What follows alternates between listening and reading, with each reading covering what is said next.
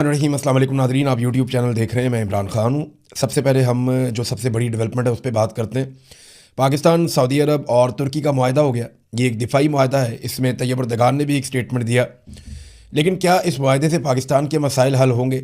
ये सबसे इंपॉर्टेंट चीज़ है। देखें, पाकिस्तान में दहशतगर्दी बहुत ज़्यादा बढ़ गई है। अमन व अमान के बड़े संजीदा मसाइल हैं और पाकिस्तान एक सियासी अदम इस्तेहकाम का शिकार भी है।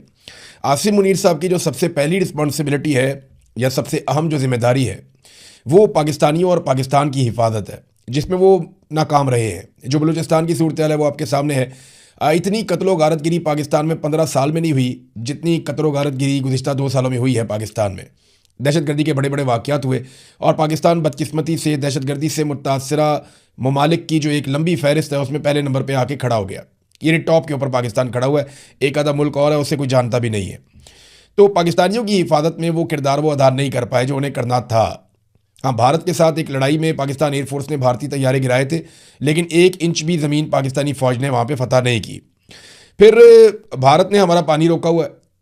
अच्छा, मैं ज़मीन फतह नहीं की, ये मैंने जुमला क्यों बोला? आपको लगेगा शायद मैं कोई गलत बात कर रहा हूँ। देखिए, कश्मीर को फतह करने का या उसे आज़ाद करने का पाकिस्तान की फ़ौज ने बेड़ा उठाया था और हमें हमेशा ये बताया जाता था कि एक दिन पाकिस्तानी फ़ौज कश्मीर को फतह कर लेगी और ये होना चाहिए। अगर आसिम मुनीर साहब फील्ड मार्शल बनने के बाद भी ये नहीं करते तो फिर ये कब होगा? ये होना चाहिए। भारत ने पाकिस्तान का पानी रोका हुआ है। अभी तक कोई बंदोबस्त नहीं हो सका कि भारत से पाकिस्तान का पानी छुड़वाया जा सके। लेकिन दूसरी जो जिम्मेदारी है वो आसिम मुनीर साहब की बड़ी जिम्मेदारी वो ये है कि वो अपने हलफ की पासदारी करें, जो उन्होंने नहीं की। उन्होंने सियासत के अंदर बदतरीन मुदाखलत की और लगातार की है और अब तक वो कर रहे हैं। तीसरा, इंसानी हकूक़ की उन्होंने बहुत बुरी तरह धज्जियाँ उड़ाई हैं, जो रिकॉर्ड के ऊपर रहेगा। बहुत दफ़ा इंसानों को कत्ल किया गया, ख़वातीन को सड़कों पे घसीटा गया, लोगों को मारा गया, उनको घरों से उठाया गया, जबरी तौर पे इंसानों को लापता किया गया।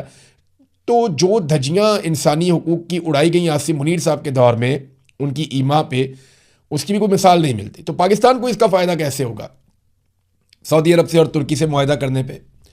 देखिए, ये मैं इसको फिर कहूँगा कि ये पॉजिटिव है। एक चीज़, मुसलमान ममालिक जितना आपस में एक दूसरे के करीब आएंगे उतना बेहतर है। जितने ज़्यादा हमारे ताल्लुकात होंगे उतना बेहतर है। जितना ज़्यादा हम दिफाई नुक्ता नज़र से या ख़ारजी मामलात के नुक्ता नज़र से एक दूसरे के साथ खड़े होंगे वो उतना बेहतर है। उम्मत मुस्लिमा करीब आएगी तो ये मुसलमान ममालिक के लिए बेहतर होगा। बहुत सारे मुसलमान मुल्क हैं, 50 के करीब। अगर ये सारे इकट्ठे हो जाएँ तो एक बहुत बड़ी ताकत बन सकते हैं, बहुत बड़ी माशी ताकत बन सकते हैं। मुसलमानों के पास आबादी भी बहुत बड़ी है, नौजवानों की बहुत बड़ी तादाद है, टेक्नोलॉजी में वो काम कर सकते हैं, उनके पास कुदरती वसाइल बहुत ज़्यादा हैं जिन ममालिक में ये लोग रहते हैं।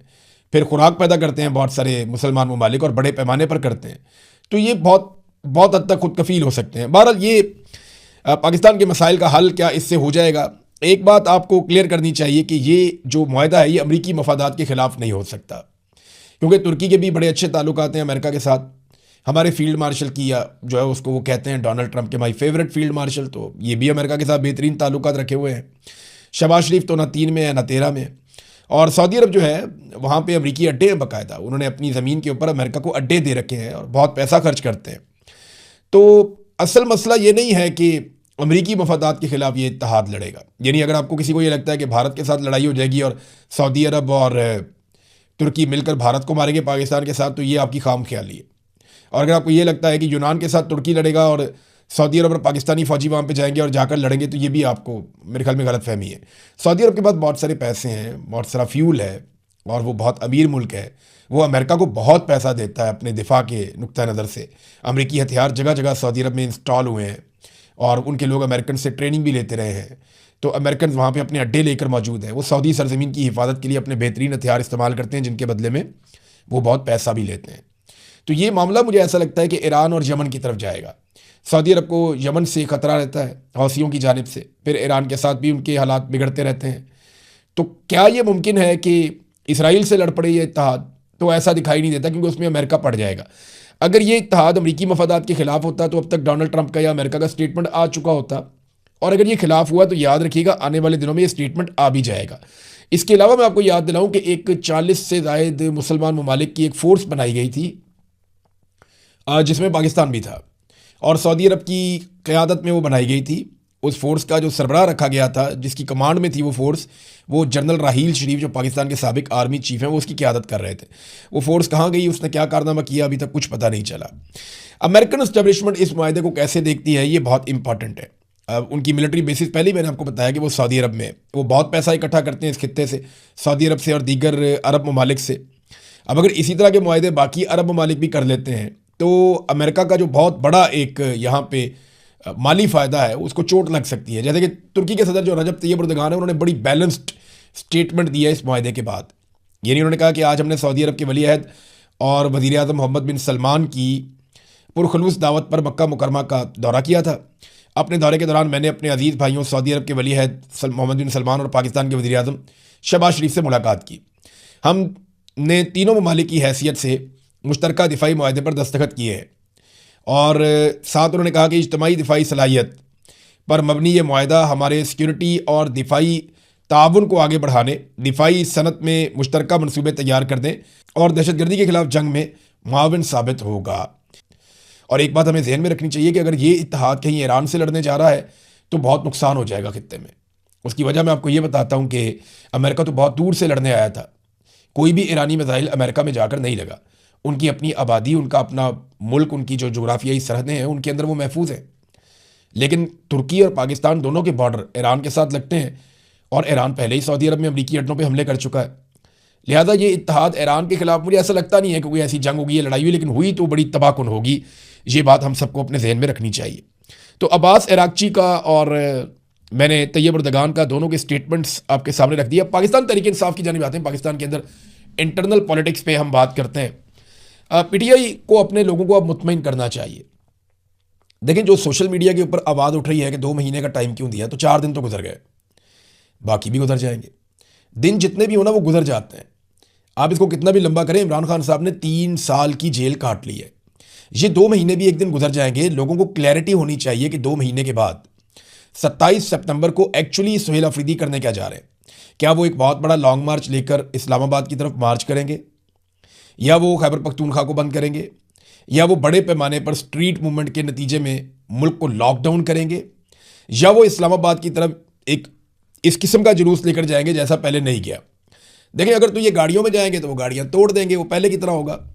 जो आइडियल सिचुएशन है वो तो ये है कि 5-10 लाख लोग इकट्ठे हों और पैदल चल पड़ें, यानी स्वाबी तक जाएं, स्वाबी पे जाके रुकें, वहाँ जाके हुकूमत को वार्निंग दें, स्वाबी पे ये बहुत बड़ी टेंट सिटी बनाएं, वहाँ पे जो है वो वॉशरूम्स वगैरह लगाएं और लोगों को फैसिलिटेट करें और फिर गवर्नमेंट को वार्निंग दें, टाइम दें, 2 दिन, 4 दिन, 5 दिन कि हमारे मुतालबात माने जाएं। अगर वो ना माने तो फिर पैदल आगे बढ़ें। जब स्वाबी से आगे आप पैदल बढ़ते हैं ना तो फिर आपको कई दिन लग जाते हैं इस्लामाबाद जाने में।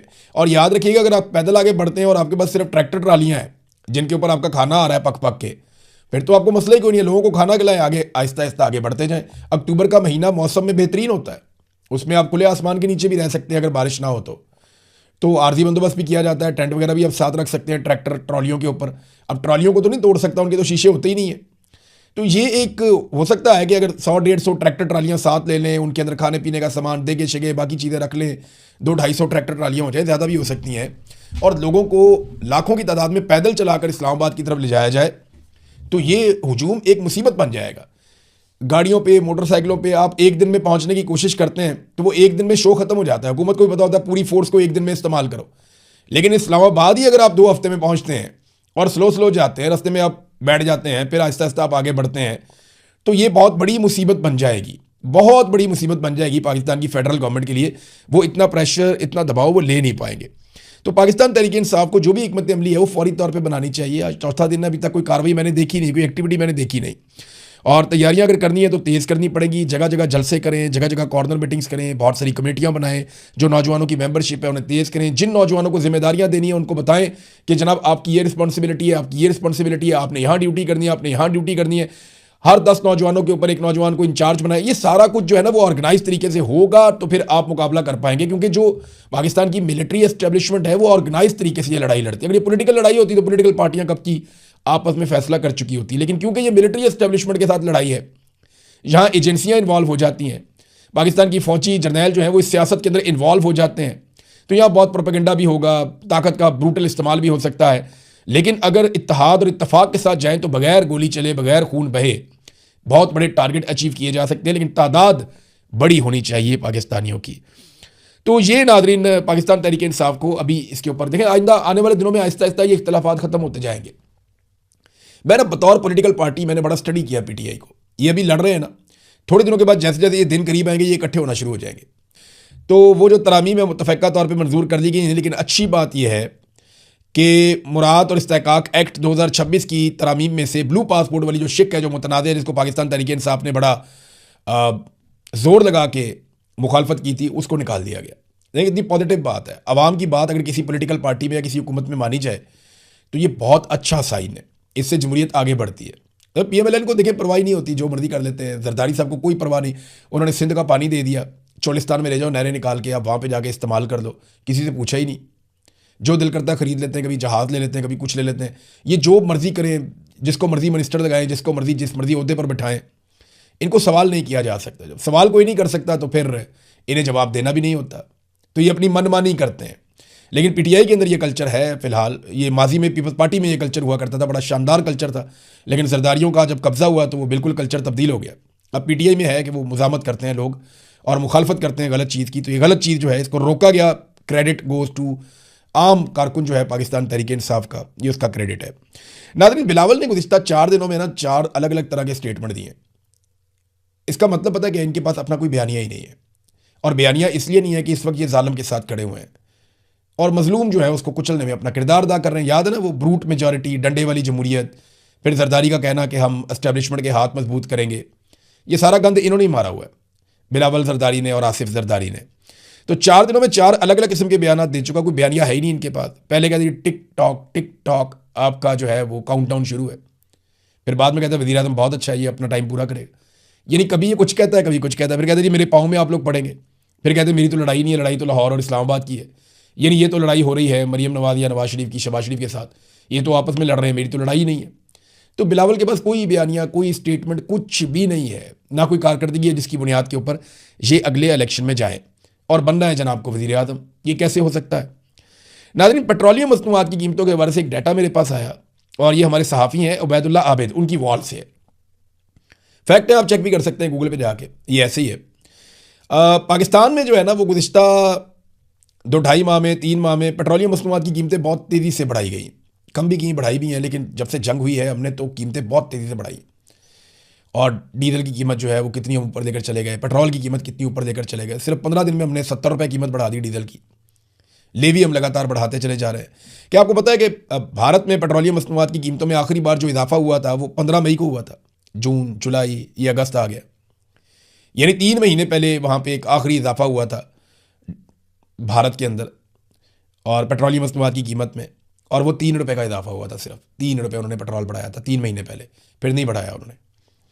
बांग्लादेश में 1 जून को इजाफा हुआ था, यानी उनको भी 2.5 माह हो गए पेट्रोलियम मसनूआत में कीमतें बढ़ाए हुए, और उन्होंने बहुत थोड़ा सा इजाफा किया था। श्रीलंका में 30 जून को जो है वो इजाफा हुआ था, यानी उनको भी तकरीबन 1.5 माह हो गया पेट्रोलियम मसनूआत की कीमतें बढ़ाए हुए। और हमारे पास इस अरसे में हर दिन इजाफा होता है, हर दिन पेट्रोलियम लेवी बढ़ती है। आलमी मंडी में कीमत कम होती है, हम क्या करते हैं, पेट्रोलियम लेवी बढ़ा देते हैं और उसका इम्पैक्ट आवाम तक नहीं आने देते। ये है जनाब फ़र्क। अब तक के लिए इतने, अपना ख्याल रखिएगा, अपने इस चैनल का